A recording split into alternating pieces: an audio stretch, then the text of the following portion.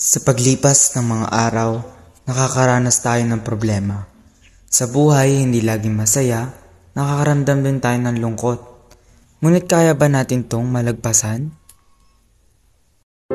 Ako si Kevin, masiyahing tao pero sa harap lang ng maraming tao. Sabi nga nila, libreng mangarap pero di ganun kadaling makamtan.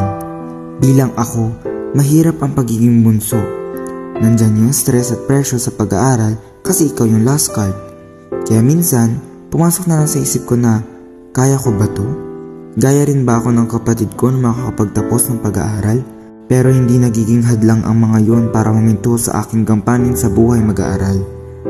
Dati nung bata ako nakakapagsabi pa ako sa magulang ko na, Ma, inaway ako. Ma, may lagnat ako.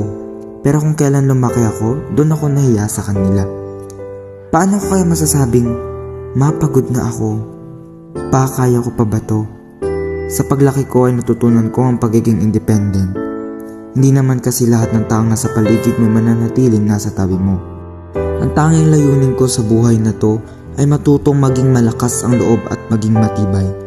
Dahil sa bawat hamon na darating sa aking buhay, kailangan maipanalo ko to.